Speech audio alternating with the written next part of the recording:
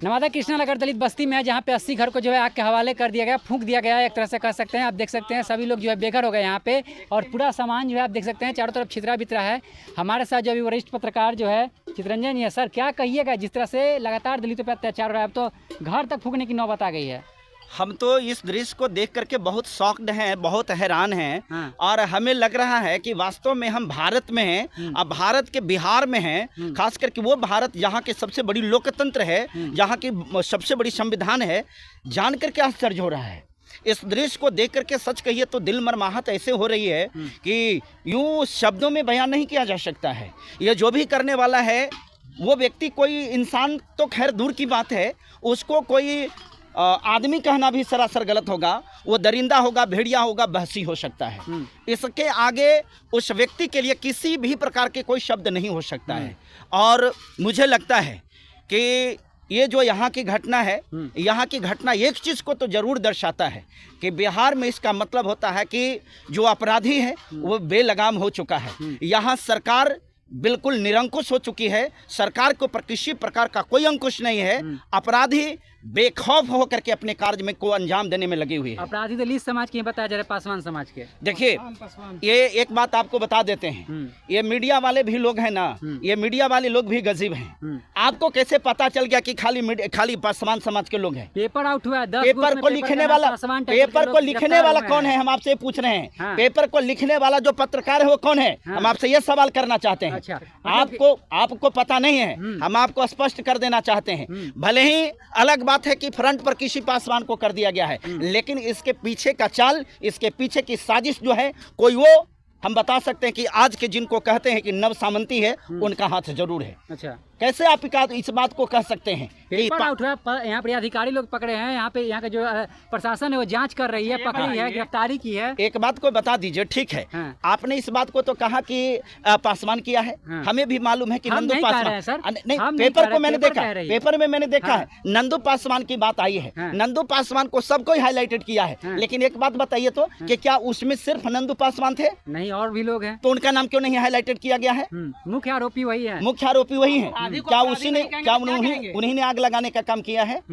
सब लोग मिली जुली। पेपर में लिखा गया था कि नंदू पासवान ने वहां पर आकर के कहा कि सबको जला दो। ठीक बात है, इस बात को मान लेते हैं। तो नंदू पासवान वास्तव में ठीक है अपराधी हैं, लेकिन नंदू पासवान के साथ जो आग को लगाने वाला था, आपको मालूम है कि 70-80 लोग थे। पेपर में लिखा है कि नहीं लिखा है? तो कहना यह चाहते कि नंदू पासवान को छोड़ देना चाहिए? नहीं, बिल्कुल नहीं। नंदू पासवान अगर दोषी है कि मतलब दोषी है, और उस व्यक्ति को ही नहीं, उसमें जो भी लोग, जितने भी लोग शामिल हैं, प्रत्येक लोगों के ऊपर विधि सम्मत कार्रवाई होनी चाहिए। लेकिन जहां तक एक बात है, ये तो साजिश है, दलित को दलित से लड़ाने का एक षड्यंत्र है। आप कह रहे हैं कि खाली नंदू पासवान, ठीक है, नंदू पासवान पेपर की ही बात करें, आप भी मीडिया में है ना, आप भी पत्रकार है ना, तो उस चीज को लिखने वाला कौन था? कौन था ये बताइए ना? पत्रकार थे ना। तो एक पत्रकार को इस बात को भी तो लिखना चाहिए था ना कि उसमें किसका किसका हाथ है।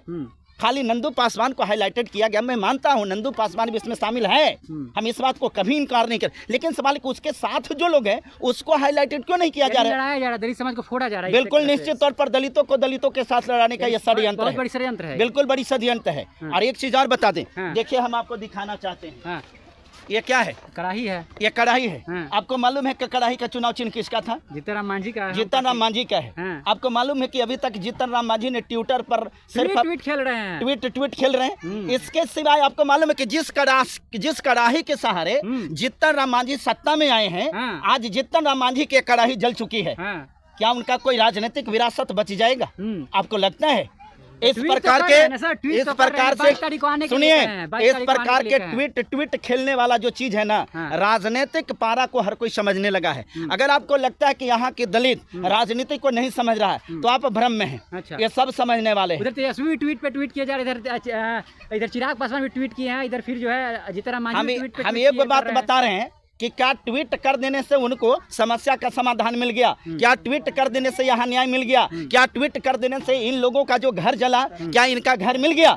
इस जगह पर आकर के उनको ऐसे लोगों को सहायता में खड़ा होना चाहिए था। उनको ये मांग करना चाहिए था कि बिहार सरकार से मांग करता हूँ कि जिनके घर जला दिए गए उनको पुनर्स्थापित करते हैं, उनको घर को बनाया जाए, उनको हर प्रकार के सुख सुविधा दिया जाए। आज आपको हम दिखाते हैं, देखिए ये क्या है मालूम है? चावल है सर। दिखाइए थोड़ा, अन्न देखिए है। ये चावल है, अन्न है। जिस अनाज को खा करके ये लोग अपने पेट को भरा करते थे, आज ये अनाज के दाना जो है आप देख सकते हैं कि राख में बदल गया है।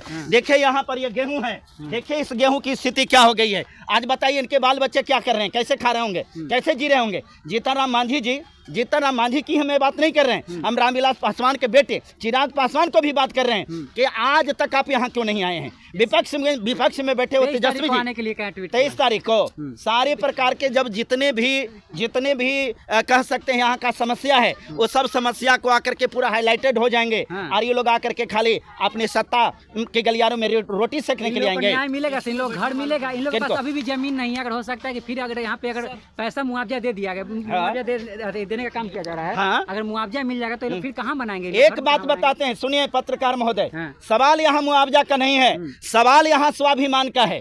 सवाल यहाँ स्वाभिमान का है।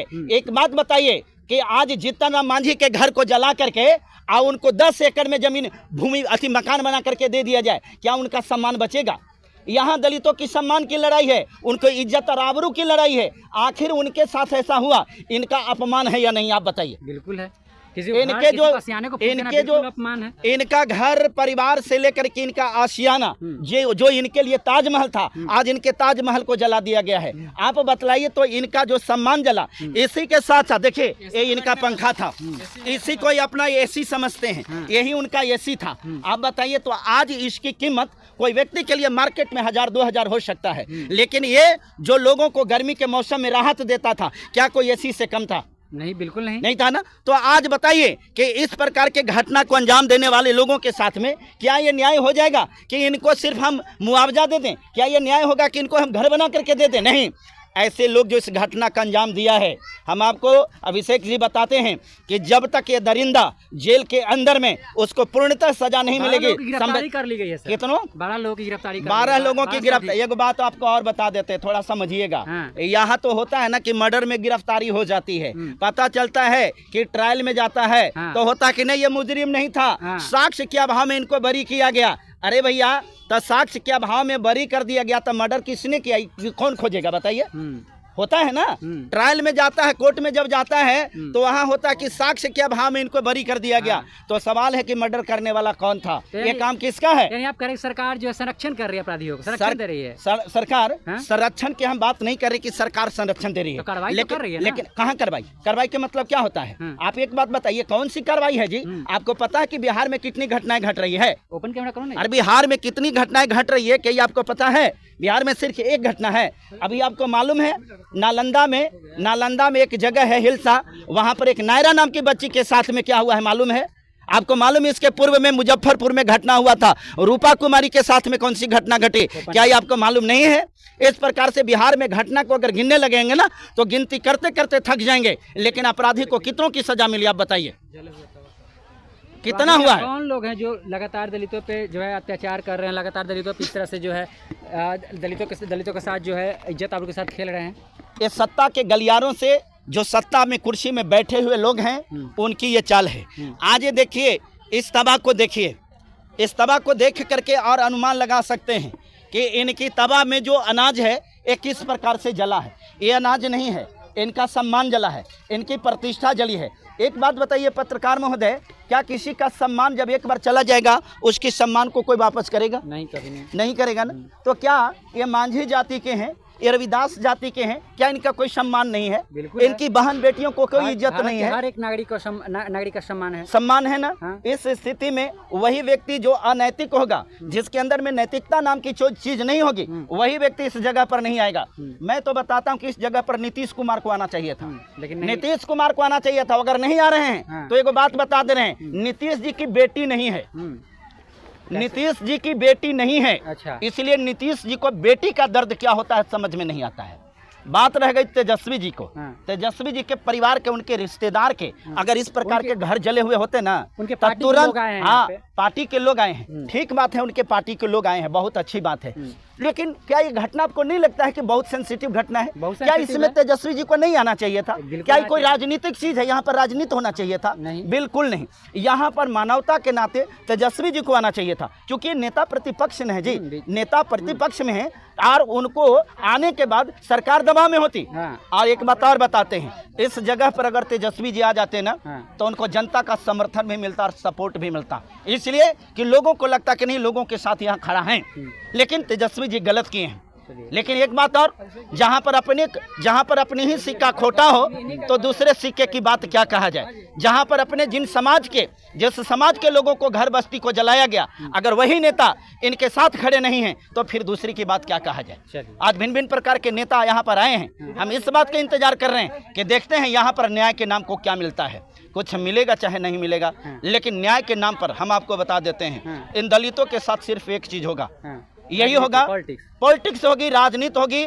इनके नाम पर लूट खसोट होगा। जिनके लिए इंदिरा आवास की योजना मिलेगी, खाने पीने के लिए कुछ वस्तुएं मिलेगी, इसमें जितना भी हो लूट खसोट कर करके इनको खाना पूर्ति कर दिया जाएगा। इसके सिवा इनको न्याय नहीं मिलेगा। यही रहेगी।